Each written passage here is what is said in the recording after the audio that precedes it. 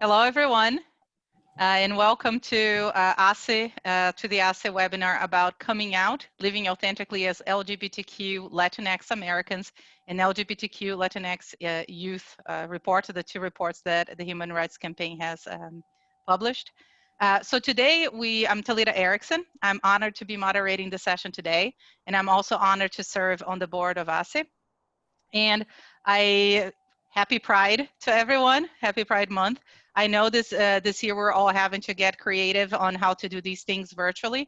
But again, it doesn't stop us from approaching some of these very important topics in not just celebrating Pride, but taking Pride as an opportunity to learn and to be better, citizens and better allies to the community. So this is the spirit of what we're trying to do today. So one of the things that I would like to mention is that, so today we have two wonderful people from the Human Rights Campaign. And because I don't want to miss anything, I want to actually read from their website. The Human Rights Campaign is America's largest civil rights organization working to achieve lesbian, gay, bisexual, transgender, and queer equality. So you probably have heard about the Human Rights Campaign. HRC promotes equality in a number of different ways. One of them being the Corporate Equality Index that measures the level of equality in different corporations, which is something that a lot of companies participate, and it's a key driver for change. And so we have two people who work for HRC, Marcos and Milagros. They've joined us today. And part of the work that HRC does is also generate content and do research to highlight some of the issues that the community faces. And two of these reports, one of them is about the reality of being LGBTQ plus and Latinx, and the other one is about the LGBTQ Latinx youth. So Milagros is going to talk a little bit about that. And before we go there, I'm just going to say that ACE back in 2019, the key focus of all the work we did in terms of education and training was about intersectionality. And intersectionality, the definition of intersectionality is a framework for understanding how different aspects of a person's social and political identities might combine to create a very unique mode of discrimination and or privilege. So as a white man, you may have certain privileges that because of the two things combined versus being a white woman. Being, Latino, Latina, Latinx, and being Black, there is a combination of those things that create different kinds, unique kinds of potential discrimination or privilege. So with that, today we're approaching a topic that is a continuation of the ACE's work in 2019 around a specific area of intersectionality, which is being, again, Latinx and being LGBTQ+. So with that, Milagros, I think you can share your screen and talk a little bit and maybe introduce yourself first. Thank you. Alrighty, host. Okay, I need access to share my screen, but yes, thank you very much, Talita, for the introduction. I'm Mili Chirinos, or I'm Milagros Chirinos. I use she, her pronouns. I am the Associate Director of the Global Workplace Equality Program here at HRC. I have been with the organization for almost 4 years, and in this capacity, I work with corporations and businesses to create more welcoming workspaces for LGBTQ employees in the global space. I currently handle and lead 2 programs based in Chile and Mexico to create more equitable and fair places for LGBTQ employees. That's basically what I do in terms of HRC, but today I'm very, very happy to be here to share the virtual space with Talita and Marcos to really talk a little bit about the numbers of some of our resources, but also the importance of belonging, the importance of feeling part of both communities. Me as an ally, I bring a different perspective, but I know that being LGBTQ, Latinx, Hispanic, or Latino identified it has serious implications and a lot of layers to those identities. So I'm going to try to share my screen. I think you should be able to share your screen now. Yeah. Great. Thank you. From the beginning. Here we go. So I'm not going to repeat what Talita said, but just really briefly, we are an organization that was founded almost 40 years ago. We have almost 3 million members and supporters. And part of our mission, or the main component of our mission, is to bring equality and inclusion for LGBTQ people in key areas of life, including the workplace, schools, universities, healthcare spaces, religion and faith spaces, and beyond. Today, I'm going to talk about very briefly about 3 specific resources that were published in 2018, one of them being the Latinx LGBTQ report, the Coming Out Guide, and the Workplace Divided that I'm going to talk about just in a few minutes. These resources were created specifically tailored to explore the experience of LGBTQ people and Latinx identified communities. The Coming Out Guide was published in both English and Spanish, and is a resource to help folks navigate these intersecting identities and the processes involved in this particular period, a very important period in the lives of many LGBTQ people. The youth report is basically a study that we conducted with, in partnership with the University of Connecticut. We surveyed close to 12,000 students, and 3,000 of them identified as LGBTQ and Latinx, basically to explore their experiences as it relates to families, schools, social circles, and so forth. The Workplace Divided study provides really helpful insights of the intersection of being LGBTQ and defying discrimination and stigma within the workplace. So I'm just going to start by highlighting some of the numbers that we found back in 2018.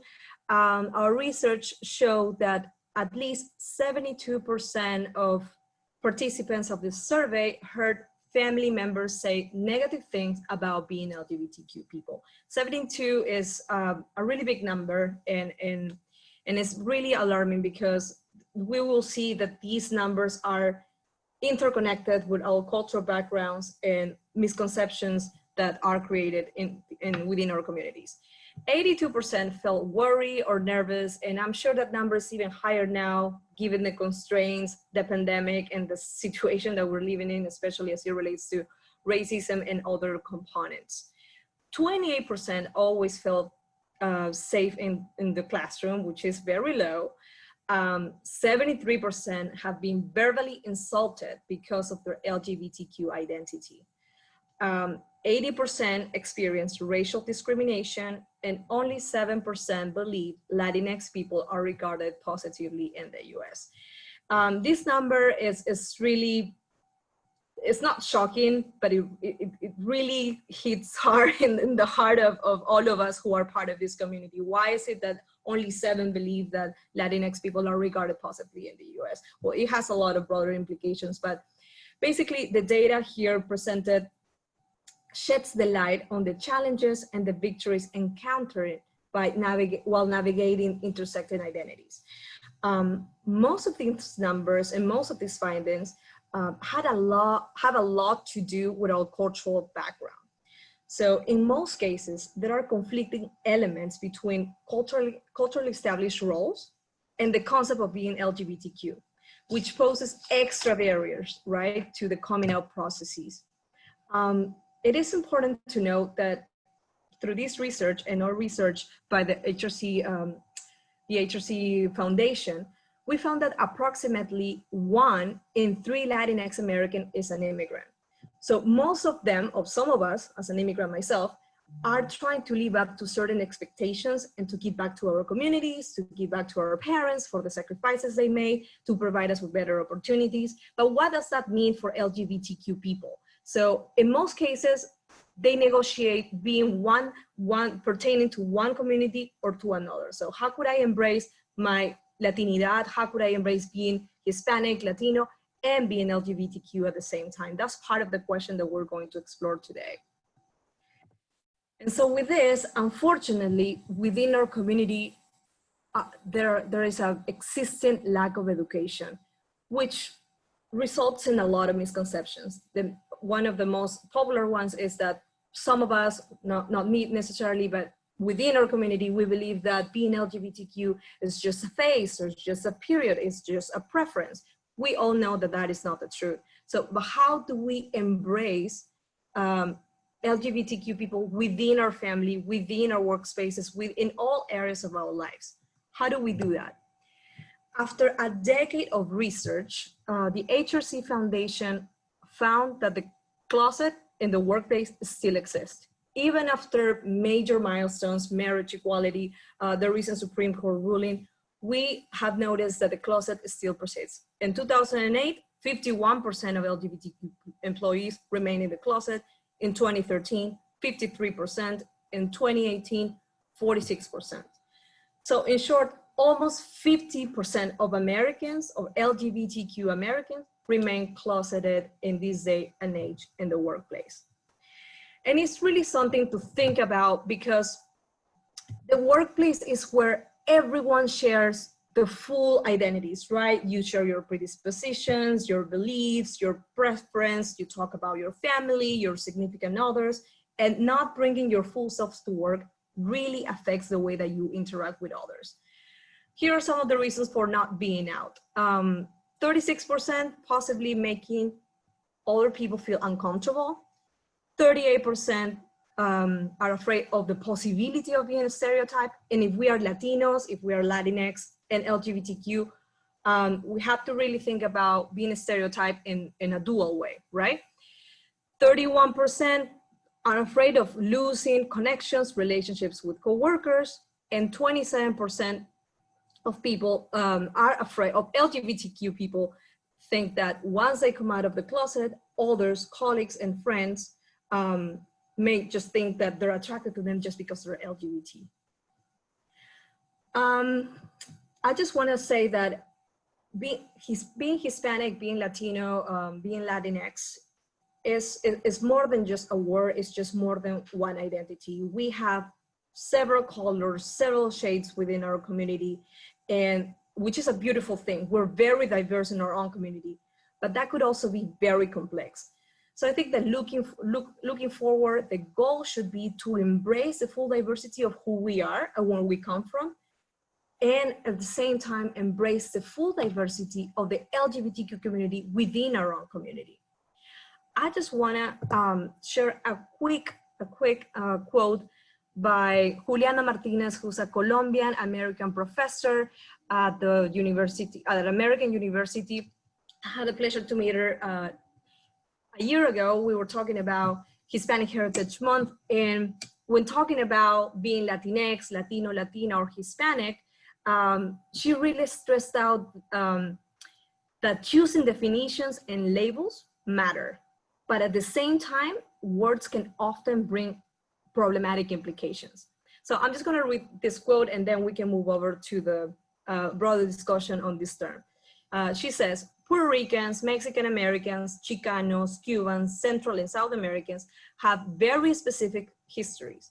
There's a lot of doubt that one single term can define and group all these populations together, but at the same time, the use of one term does have the potential to help consolidate these communities and create a broader political group to defend their rights and defend collective action. And with that, I'm gonna turn it over to Talita so we can discuss more about the use of Latinx, Latino, Hispanic, and so forth. Thank you. Thank you, Milagros. Before we go any further, Marcos, do you mind just spending a minute and introducing yourself too, giving us a little bit of your background? Absolutely. Hi, everyone. My name is Marcos Garcia. I use he, him pronouns. I am the Associate Director of the Healthcare Equality Project at the Human Rights Campaign. I work right alongside Millie. And what I do in that capacity is Millie works with corporations on their LGBTQ inclusion. I work with hospitals on their inclusion. So making sure that they're providing equitable and inclusive care to patients across the country, and then also making sure that they're helping their employees and providing inclusive benefits to their LGBTQ staff. Wonderful. Oh, I'm Puerto Rican. Puerto Rican and Guatemalan, born and raised in Jersey, and proud of all of that. Thank you. Yeah, we were discussing before the call started. We have Brazil, Puerto Rico, Guatemala, and Peru all in this call. So a big chunk of South America here, of Latin America. One of the topics that Milagros was approaching is the use of certain terms. And it is interesting because we just had a separate event. It's in my bio, and I know it was projected, but I work for Barilla, the Italian pasta company, and we do a lot of events around LGBTQ+ issues internally. And in one of these events, I actually had someone come after the event and ask me, is Latinx the right thing to say? They're like, is this, because I heard that there were some people who were offended if you use the word Latinx. So that's why we decided to start the discussion talking about the use of the word, because HRC uses in the report. And for those on the call who are not, who don't speak Spanish or Portuguese or other Latin languages, you may not realize that in a lot of these languages, we use at the end of a word, we put O to indicate masculine, and we put A to indicate feminine. So those languages are considered what we call gendered languages. And sometimes, so there's an implied assumption that gender is binary. And then you ask, okay, so then we need to find a way to say things without indicating that gender is not binary. But then you create another issue with some people saying, well, but Spanish is binary and Portuguese is binary. So you're trying to Americanize or Anglicanize my heritage. So you end up with these competing issues, and sometimes it's hard for people to figure out what to do. So Milagros and Marcos, I'll start with Milagros. Which term do you use, and what is your recommendation? Well, I use all three, to be honest, and in different contexts and for different reasons. In terms of recommendation, I would just suggest that you identify with whichever term you may choose. And that's part of the flexibility that we should give to our members of our community, because again, going back to my conversation with Giuliana last year, it's just really complex and problematic, but you should have, you should give the people the freedom to identify however they want. Hispanic, we know that is a term that has to do more with the cultural heritage of Spanish and colonialism, and a little bit more about language, like you were saying, the Spanish, the binary nature of Spanish and Portuguese as languages. Now, Latinos, according to Giuliana, it has to do more with a geographical space that includes Brazil, for instance, and includes exactly, and communities within our own, like Peru, Bolivia, and other communities that have indigenous languages, right? And then Latinx is a more recent term that is employed mostly by millennials to incorporate and to include gender non-binary, gender non-conforming, and transgender people within our community. Yes, in the context of HRC, I use Latinx just because of specifically that reason, but I'm completely comfortable calling myself a Latina or Hispana in certain contexts. So I don't have a specific recommendation for the audience other than embracing who they are and then to choose exactly what they feel comfortable with. Thank you. Marcos? I would have to agree with Millie on that 100%. I tend to use Latinx, Latino, Latina throughout my conversations all the time. And it depends on the audience. If I'm at work, obviously I will use Latinx because I want to make sure that everyone is represented, everyone is included. But if I'm at home with mommy, I'll say, Latinos. And so I think that when we use Latinx, something that I always consider and think about when I think about the gender binary is whenever you arrive at an event or you see an award show on television, folks say, "Good evening, ladies and gentlemen," right? And that is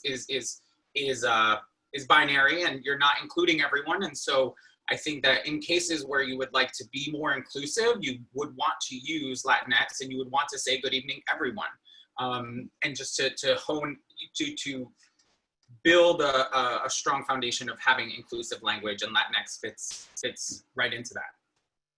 Thank you. And I personally, I tend to use Latina when I'm talking about myself, because I think being a woman is a big part of my identity too. And going back to intersectionality, being, Latina, being an immigrant, being, all these things are part of who I am. So usually when I talk about myself, I say Latina. But usually when I'm talking about the group, I usually use Latinx because, again, is an indication that even though I identify myself as a Latina, the community is probably better represented when you say Latinx because, again, it's more inclusive. Yeah. Well, thank you for that explanation. And if people have questions, you can start asking questions on under the Q&A. and we'll have time for questions at the end of the discussion today. Can I add one more bit? I think it's also, sorry, one more bit is also there's like a learning curve, right? I remember one of my coworkers who, you know, we were looking at translating documentation and thinking about utilizing Latinx in Spanish, and like it's a piece of learning as well, right? I use Latinx in English. In Spanish, it's right, like thinking of the phrase Latinos Unidos, right? How do we translate that into Latinx? Unidex. You know, and carrying that through. So there's still, you know, we're all learning with this new recent term. No, absolutely. Thank you.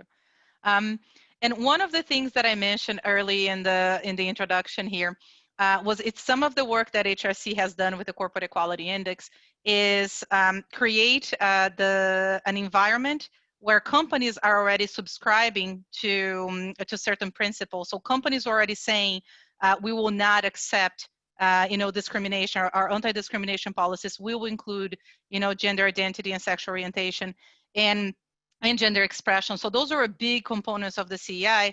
And then over the years, as you know, politicians or other groups were pushing for change in the way in local laws or federal laws, they always go back to saying companies are already doing that. There's no negative impact on the business because look, all thousands of companies already have that as their practice. Why can't we just extend this and level the playing field?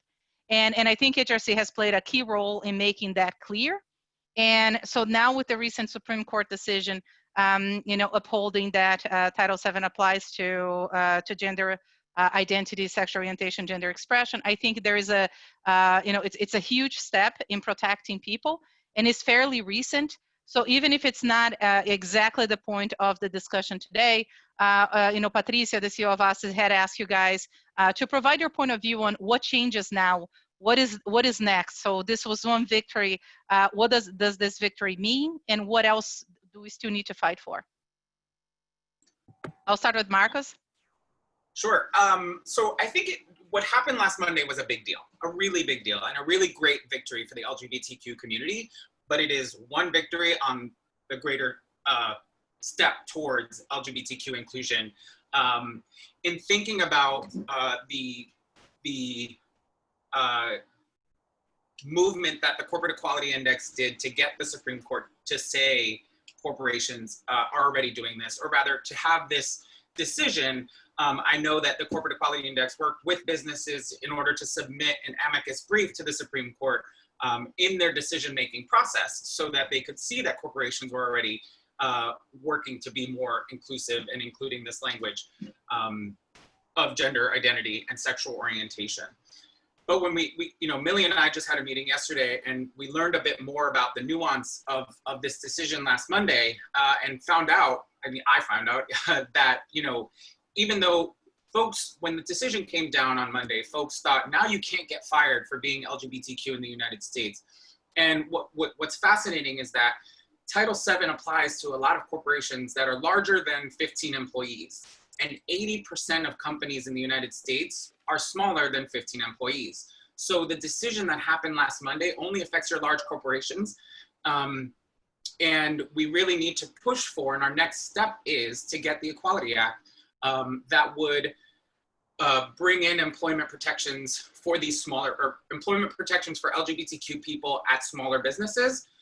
But then also, last Monday's Supreme Court decision only affected employment. It doesn't affect non-discrimination in housing, in renting, in credit, in public accommodations. So we really need to make sure that LGBTQ people are protected in those spaces as well. And so HRC is definitely still pushing for the Equality Act to become law of the land, so that non-discrimination is the law of the land for LGBTQ folks. Thank you. Thank you, Marcos. Milagros, would you add anything? No, absolutely. That's exactly right, Marcos.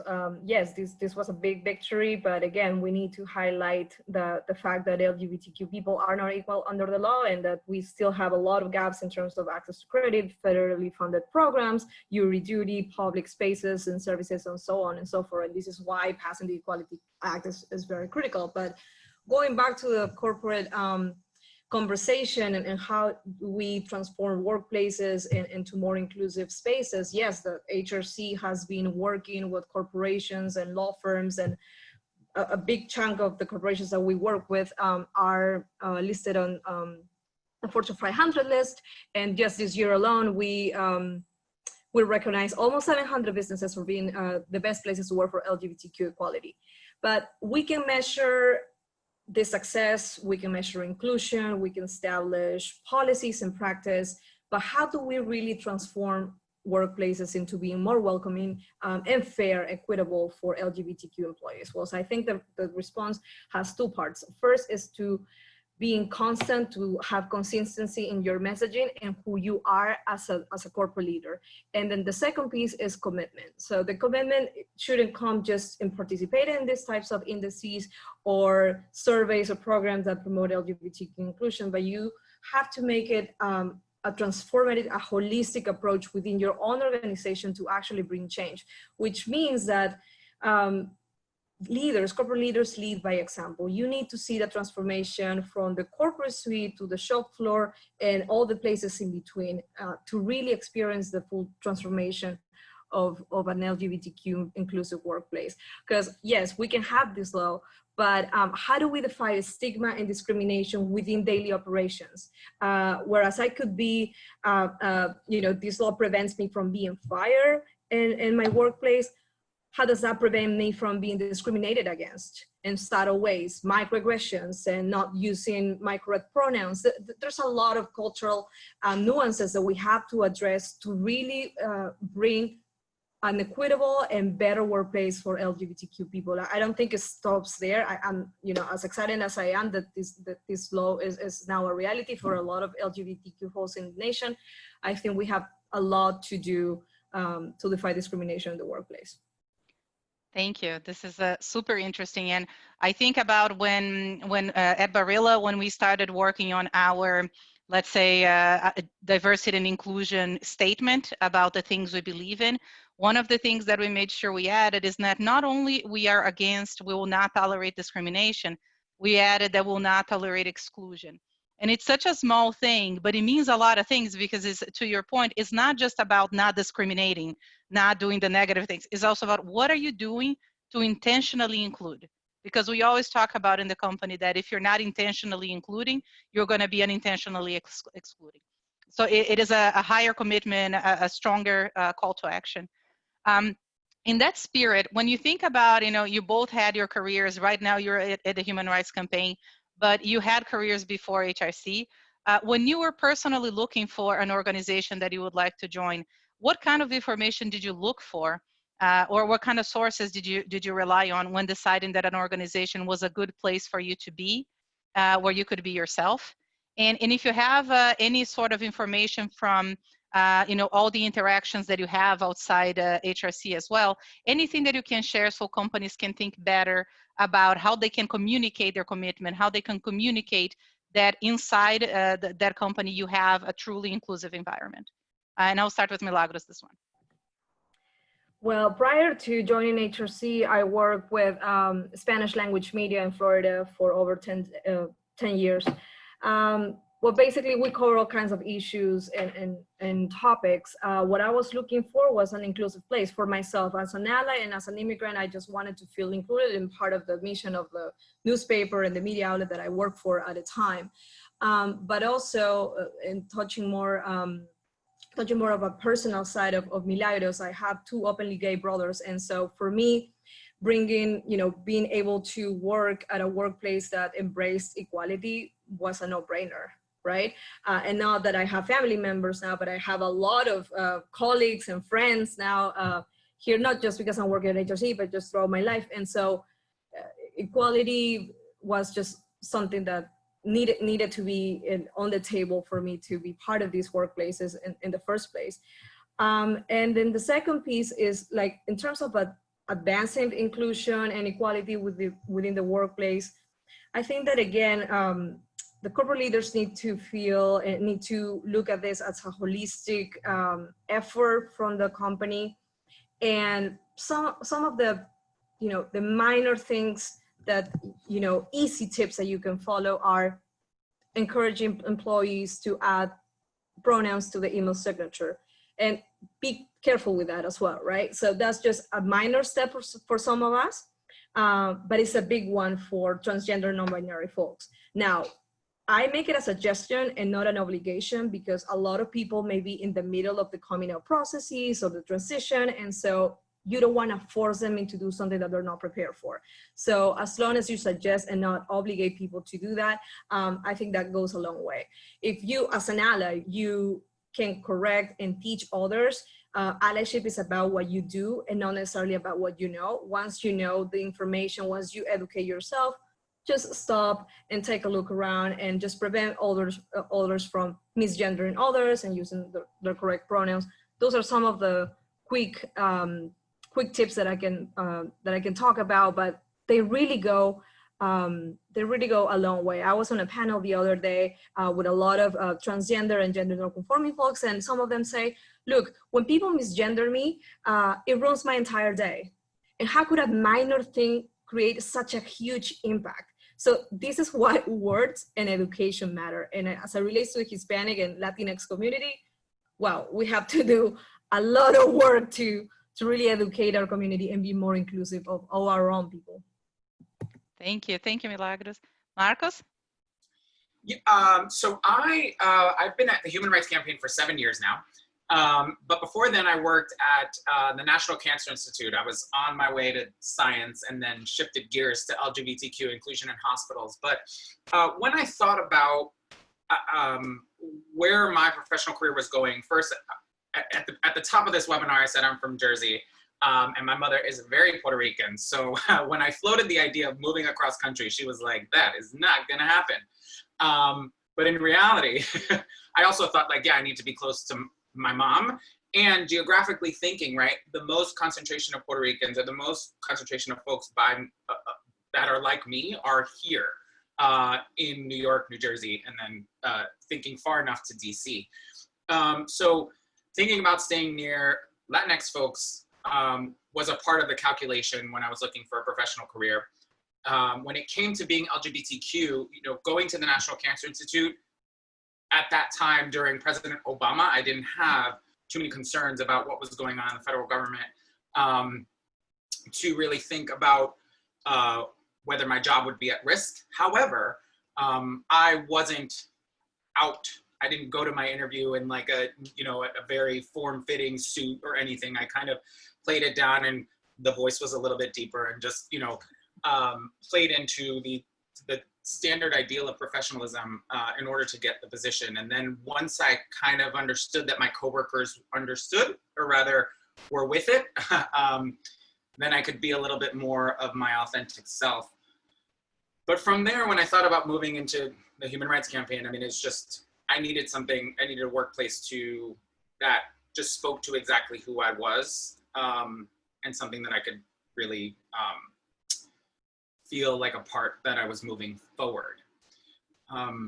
When I think about how, sorry, I was about to say healthcare facilities, but when I think about how businesses, healthcare facilities, could be more inclusive, I always think to their just public websites and what information is out there. Sometimes what we push in our healthcare quality index is to have like an LGBTQ inclusive logo. You know, some healthcare facilities will change their logo to red for heart health, or purple for I don't know the colors, but you know, for like prostate health or any other, you know, awareness days or months. And so we kind of promote, like, maybe you want to create a rainbow logo for yourself during June, or maybe you want to show up at that Pride, and because it means a lot to folks to see, oh wow, this healthcare facility is there, or wow, this business is here, perhaps they are inclusive. Another fascinating thing that I see with our healthcare facilities is just inclusion in newsletters and representation. So like thinking through, how does an ERG push a business forward in a small way? I mean, just say, hey, we'd like to have an article in our newsletter, or something that goes out, and that, you know, that will land on a website that a potential applicant will review at some point as they do their research and find that perhaps your business is a little bit more inclusive. Thank you. And I think one of the things that we talked about too is that a lot of companies now make information about their employee resource groups or business resource groups available on their website. So at least you know that there is a group of employees working on these topics. And with that in mind, when you think about employee resource groups, what have you seen or what have you heard from your work that you think works well in terms of supporting LGBTQ plus Latinx employees in the workplace? So do you have any best practices to share with the attendees? I'll start with maybe I'll flip this time. Marcos, you start. Oh. Yeah, I know. I'm messing with your head. No, I think Marcos keeping you awake, you guys. No, I'm just kidding. I was ready. So it's what are we seeing as best practices for business resource groups or employee resource groups, so you can support both, LGBTQ plus, Latinx, and the intersection. Like, is there anything that ERGs can do to support, the needs of both communities, but at the same time, address the unique situation of people who belong to both? Yeah, I think it's one of the what we also kind of advocate for with our healthcare facilities that I'm noticing ERGs doing is reaching out to local community groups and setting up meetings, just to hear from the local community. Something that I think is great is you ask people for their opinion, they'll tell you, especially in healthcare. And so, for us, we find a lot of our communities do want to talk about their own health and with someone at the healthcare facility. And if you have folks in that ERG that are willing to listen, and potentially then have a task force that says, okay, we're going to try and push a little bit forward on these issues. I would imagine, Millie, you could speak to this more. Well, you both can speak to this. It's probably a little bit harder with a corporation. You can't just go to a Target and say, or Barilla pasta, somebody who buys Barilla pasta and say, what do you think? How could we be more LGBTQ inclusive? But yeah, I think just potentially reaching out, or just showing that you exist in a space. No, super clear. Milagros? Yeah, just to echo what Marco was saying, it's just that they're reaching out to local organizations is one way, but also creating an open dialogue within the organization and the business, so that you have let's say a Latinx ERG group, an LGBTQ group, or ERG. But how do you group them both together? You have to create a space for them to actually talk to one another, because we don't want to box them in, okay, so you belong here, you belong there. So some of us just belong to in different ERGs, right? So I think that change and powerful discussions emerge from the coalition of voices when you really bring together different voices at the table that are, that acknowledge different intersections of identities. So one way is to group them all together and to find similarities, because at the end of the day, ERGs are created to help advance the needs of a particular group. But we also have to be careful because, again, some of them do share a lot of identities and intersections, and it's better and bigger when you group them all together to achieve change within the organization. Thank you. And I see some of the comments in the chat, and I'll share the experience at Barilla too. I think a lot of times is finding ways for the ERGs to work together. And one of the things that we even hear from some of, in particular, our younger employees is, how can I be in a box? And we're saying you don't have to be in a box. You can be in multiple boxes. And really stimulating the ERGs to work together. So when we have one ERG, for example, that focuses its work on gender balance. And so if they're celebrating International Women's Day, it's important for them to reach out to the other ERGs and say, we want Latinx women reflected, we want Black women reflected, we want trans women reflected. So always being mindful that every time you're celebrating something, that you have a spectrum of D&I, of dimensions of diversity that you can incorporate into your work. I feel that in our company, we've been somewhat successful in doing that, but just having the leaders of all the ERGs We schedule quarterly meetings for them to all get together and talk about what they're planning for the year. So all the ERGs can give input on all the other ERGs' work. And we also give them soft incentives to do at least one event a year all together. Because again, if you're talking about topics like unconscious bias, it applies to everything. If you're talking intersectionality, it applies to everything. So you can have some topics that cut across all ERGs. So trying to give them incentives to work together is something that has worked pretty well for us. One more questions, and I think we're going to open for questions from the Q&A here. What is your recommendation for those who want to be better allies to the communities? And when I say better allies to the community, I mean, again, both LGBTQ+ and Latinx and all the different dimensions. I think Milagros, you mentioned being an immigrant. That is a huge dimension of diversity as well. So how can people who want to become better allies to other people, to their coworkers, to their colleagues, how can you do that? So I just give you a short answer. I think that, you know, 3 key components go a long way. First and foremost, being respectful. You just have to be respectful of everyone in every identity that you share the space with. Like you know, if you're in a workspace, you have to be cognizant and mindful of the fact that we bring different backgrounds, that we may speak different languages, that we bring different experiences. The second component is to be educated. I cannot stress this enough because, for instance, even within the LGBTQ community, this is something that I've noticed, people that pertain to certain group don't really necessarily understand the needs of others, specifically talking about transgender people and gay people. They are part of this broader LGBTQ community, but transgender people have very different and particular needs. And so being an ally within your own community is very important. Getting educated, getting the information right, and it is your job to be educated. It is your job to get the information, and not the other way around. Don't expect your immigrant person or colleague to teach you about immigration, or your LGBTQ colleague to teach you about LGBTQ issues. I mean, this is a two-way street. You have to get educated, you have to get information for yourself.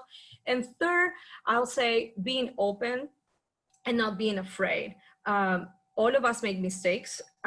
If you have misgendered someone, why don't you just take a moment, introduce yourself with using your pronouns, and that will avoid these tense episodes, right? Like something very minor that could go along the way, right? And then don't assume any identities, because most of the times you're going to be wrong. In order to prevent these instances, again, just be open, pay attention to your surroundings and who you interact with on a daily basis, and again, just get educated. Those will be my recommendations. Thank you. Marcos, anything you would add? Yeah, absolutely. I agree 100% with what Millie is saying, and also, I think the only thing that I would add is to also show up there when you can or you're capable. And an example that I think of often, being at HRC for 7 years, as I mentioned, Millie and I were talking about this earlier, is there were moments where I would be the Latinx person in the room who would say like, oh, we have this map of the United States, where's Puerto Rico? And then, you know, you do that the first time and you're like, oh, it's my first year and I don't know. And like, in those early years, I was a little bit, I was intimidated to be the squeaky wheel of saying, you know, where's Puerto Rico, where's Puerto Rico? Now, you know, now I say it out loud and proud, but I have seniority and I have the privilege of having seniority and folks know me and my intentions, and I don't have to fear for, you know, becoming the squeaky wheel. But, you know, there are moments, or rather, more to my point, is that I have colleagues who also notice that Puerto Rico is not on that map. And so they then show up and they say, this injustice, well, in this case, a small injustice, but a small injustice is happening, and I will show up because it's not on me. And so in terms of thinking about your own allyship to LGBTQ issues, you know, there's also the showing up and making sure that injustice or discrimination isn't happening. Thank you. Thank you for sharing that. We work very closely with an organization called the Tyler Clemente Foundation. And the way they frame it is calling it being an upstander as opposed to a bystander. So it means a lot when you show up, when you're actually paying attention and just not letting things happen because it doesn't impact you directly, but not letting injustice go unnoticed or uncalled. Thank you. So I think we are good to move. We have 13 minutes for Q&A. Julian, I know you're going to moderate the Q&A, but there was one question on chat that I just want to make sure I address because it was directed at me. So somebody was asking about some of the stories around Barilla as a company and some of the things that have happened in the past and how would I explain my experience being at Barilla? I've been with the company for 8 years, so I've been through it all. And for those who may not know, Barilla had a pretty serious incident in 2013. We're a family-owned company, and one of our owners made some very insensitive remarks about the LGBTQ+ community. And that triggered in our company a really interesting culture change, because a lot of companies, if you really deal with these issues as a PR issue and you say, oh my gosh, something happens, we need to manage as a PR issue. But as a family-owned company, as a privately held company, our concern was like, oh my gosh, how could this happen? And how can we change it? Because if this is a blind spot and something as bad as this could happen, what else are we not seeing? So we actually engage in a much broader company transformation and culture transformation around not just LGBTQ+, but other dimensions of diversity. We set up a diversity and inclusion board, which has external advisors, including a very prominent LGBTQ rights activist from the US, David Mixner, who became a close friend to the family, a very close friend to the leadership in the company. And we did the work of engaging and listening to the outside world. So we established partnerships with a lot of organizations that took the time to teach us how to be better. So among these organizations, definitely the Tyler Clemente Foundation, but also GLAAD. We spent a lot of time with GLAAD. The California Center in New York City, HRC. We've gotten a perfect score on the Corporate Equality Index for the past 6 years. And we've also became one of 3 named sponsors of Openly, which is a platform for sharing LGBTQ+ stories, because we are LGBTQ stories are underrepresented in media. So we've been doing a lot of work, and for us, it's more than just, again, doing something to overcome a PR issue. We really underwent a company transformation that, as an employee, I'm very proud to have been part of. I am also particularly proud of some of my coworkers who are LGBTQ+, who work for the company, and who started the first employee resource group in the company, which is called Voce. Voce means voice in Italian. So basically, it's like, how do we give voice to people in the company? And they've been the role model for all other ERGs that are established in the company everywhere in the world. The last thing I'm going to say is that, again, as an employee of this company, the other topic that I'm particularly proud is that most companies, they deal with LGBTQ+, race and ethnicity, disabilities as a topic that only applies to the US. And globally, when they're working on D&I, they basically work on gender because it's visible, it's easy, it translates well to other countries. And for us, since 2013, our work on diversity and inclusion includes dealing with LGBTQ issues in Turkey, in Russia, in Italy, in all over the world where we have business and where we have employees. And it required us to put a lot of effort in figuring out the right point of entry and how to address these issues in some markets where these are very sensitive. But again, we didn't shy away from the challenge, and I think we're a better company because of it. And I know I have some of the Voce team here. They logged in for this. And again, thank you guys, because I think besides the external organizations helping us, a lot of the change came from within, listening to the employees who were impacted by what happened. I hope I answered your question. Julian, let's go to Q&A. Awesome. Thank you. Thank you for that, Talita. So the first question is from Rosalie Mateo. Her question is, how are you implementing metrics to measure internal progress to equity, representation, and anti-racist action?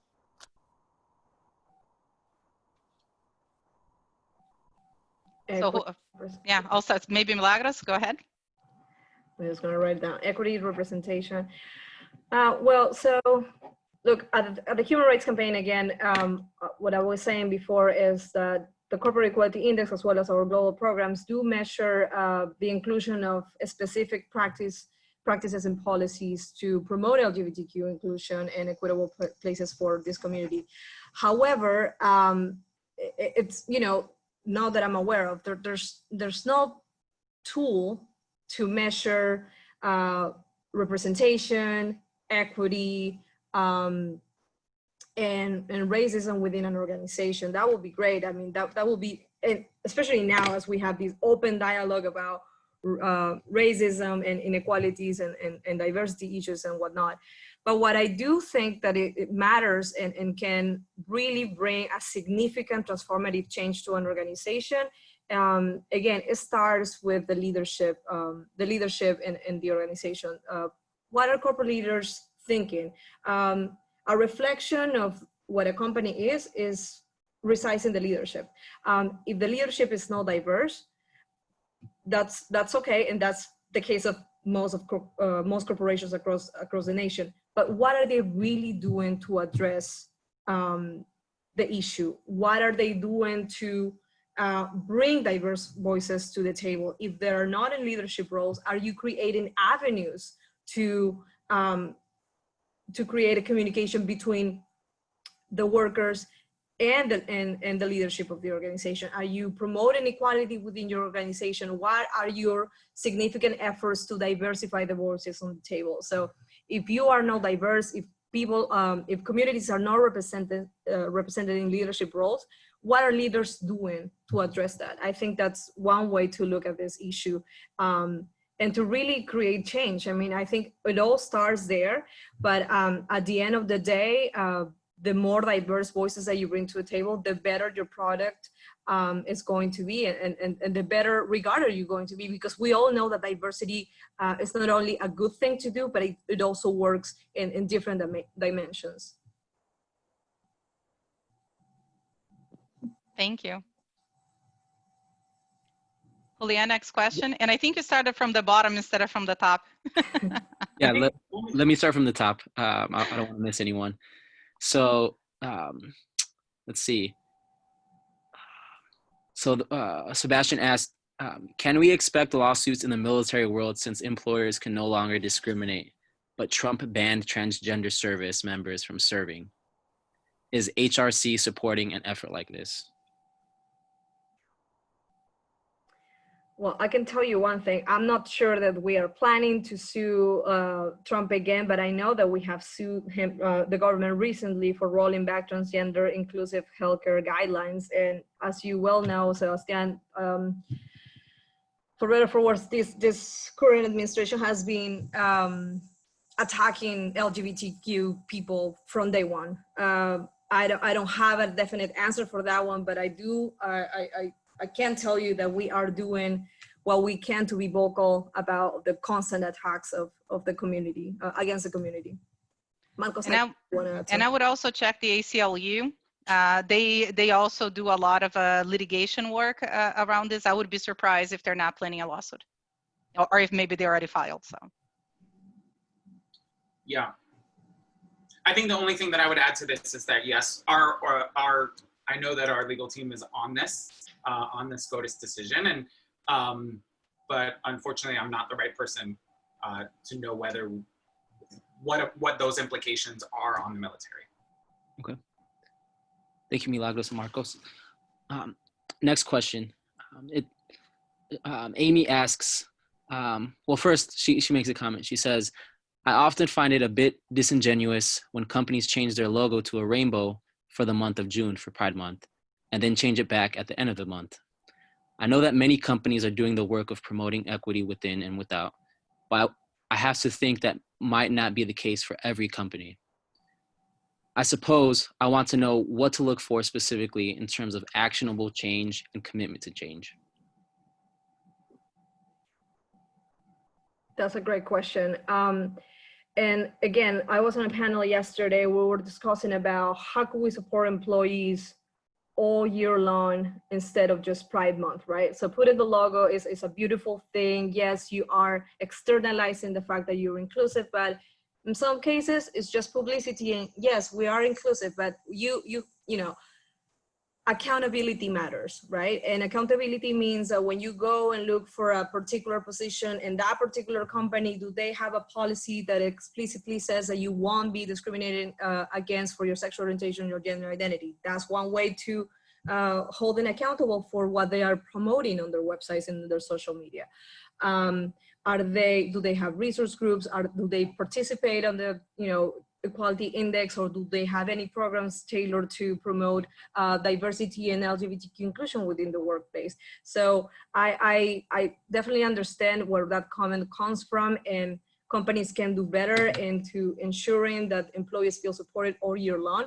I think putting the logo is a wonderful and beautiful thing, because it's basically, it's making a statement for a lot of companies, and even those who have been against the community in the past. I believe that transformation and those opportunities are really speak of even greater opportunities to be better and do better for the community. But yeah, other than publicity and sharing the logo on social media, you really want to look at their policies in place to see whether they are actually inclusive or not.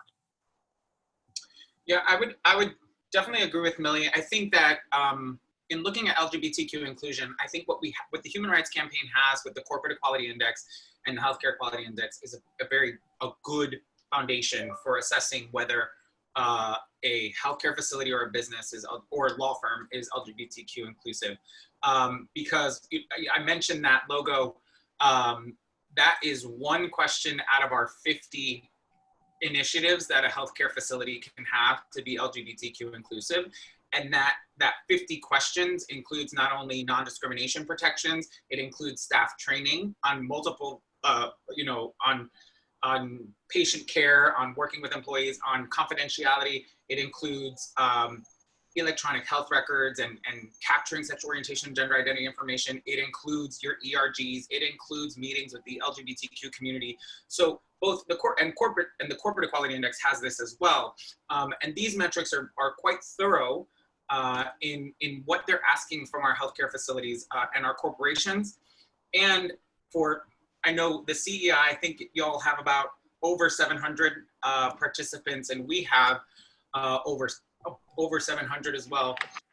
And they're all in larger markets, or not larger markets, but they're in markets with a high population of folks. So there are options if folks are looking for employment, and to look to us to then say, one, do I want to shop here? And two, do I want to work there? And three, do I want to be a patient there? Here in DC, we have some healthcare facilities that don't participate, and some people choose not to go to those facilities. You vote with your wallet. The other thing I would add about the different indexes that HRC handles is that they change over time. So even looking at our first CEI application and what we do today, so now let's say providing transgender benefits is a given, everybody's doing. Okay, how do we make it harder? So now you have to have, if you have a supplier diversity program, and it has to include LGBTQ plus owned businesses. So every time they're constantly reviewing to make it harder. So it's not only hard to get it, it is hard to maintain the index. It's not something that is a given, it's a lot of work.